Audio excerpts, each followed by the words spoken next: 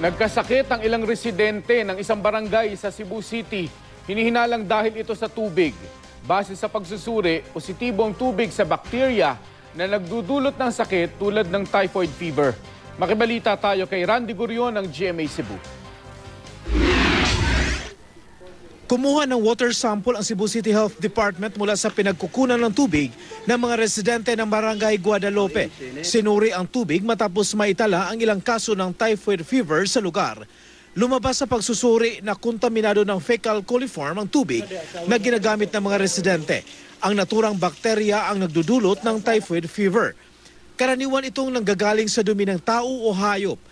Nakitaan ng sira ang isang tubo sa lugar na posibleng naging sanhi ng kontaminasyon ng tubig.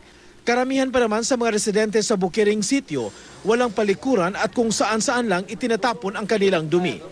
Ayon sa barangay, nanggagaling ang tubig sa isang balon malapit sa ilog. Hindi naman daw ito ginagamit bilang inuming tubig, pero ito ang pinanliligo at ginagamit ng panlaban ng mga residente. Bisag wala gyud na intentionally gigamit og para inom, basin gamit kaligo, pang toothbrush, o na nga posible na exposed po sila. O na nga importante yun nga ang source na to, treated yun na siya. Nang-desisyon ang tatang ay pasira ng mga source sa tubig nilang atas babaw. Sila yun mismo may mabalibad. Kaya ningon sila nga di may gusto kaya asa man sila gamiton ilang laba matag adlaw kaligo o ilang mga hugas ana. Uta lang ila kunong inom namalit man sila. Sinuri na ng mga health official ang mga residente para matiyak na walang ibang dinapuan ng typhoid fever.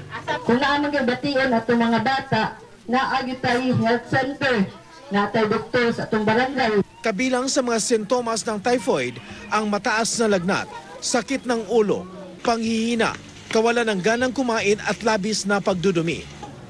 Para makaiwas dito, tiyaking malinis ang tubig na iniinom at ginagamit sa pagluluto. Para makatiyak, pakuluan ang tubig bago inumin o gamitin. Randy Gurion, Nagbabalita, Pilipinas.